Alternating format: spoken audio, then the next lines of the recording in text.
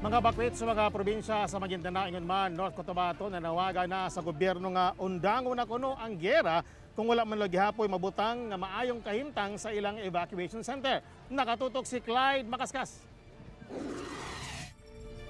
Nanawagan karon ang mga bakwit gikan sa barangay Dasawao sa Sharif Saidona Mustafa, Maguindanao nga undangon na sa gobyerno ang giyera sa ilang lugar kung wala man lay maayong dangpanan ang sitwasyon sa mga evacuation center.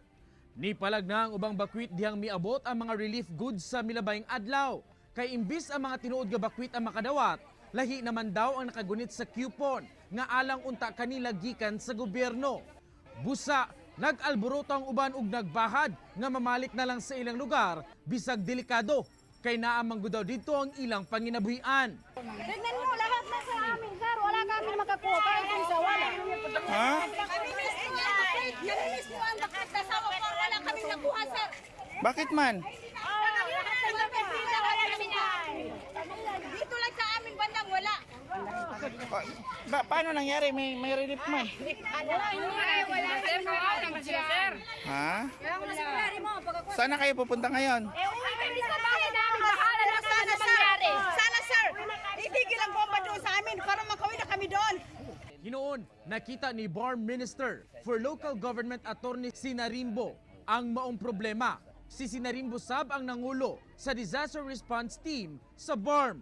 Iyahang nakahinabi ang mga lider sa mga bakwit og naresolba na kini. Busa, magpadayon ang relief operation. Sarip Saidona is essentially, pero galing sila sa barangay Dasawao. Gani, niabot na sa Rapid Emergency Action on Disaster Incidents kun ready ang mga bakwit bisan sa kalayo ug kalisod sa dalan.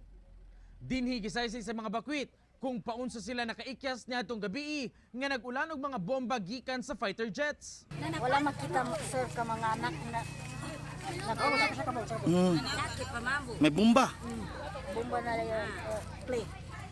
Oh, yung airplano. Nagdagbuhan yung iba nakalangoy na sa tubig. Kasi hindi na kami nakaagad nakasakay ng bangka. Sa kinatibukan, mukabat sa 3,000 kapamilya ang namakwit gikan sa Sharif Saidona Mustafa ug sa Sultan Barungis sa Maguindanao. Samtang duna sa gikan sa Pikit, North Cotabato, kinsa nagpuyo duol sa bukid sa Reina Regente nga naa sa Ligwasan Marsh.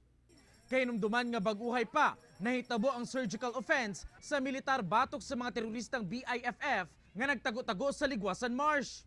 Nagtigom na sab ang mga apektadong bakwit, kauban mga international humanitarian groups, civil society groups, mga lokal nga lideres ug militar, aron ipaabot ang ilang napulo ka agenda ngadto sa Bangsamoro government sa tumo nga maundang na ang cycle sa violence sa ilang lugar. Ako, si Clyde Makaskas para sa Mindanao.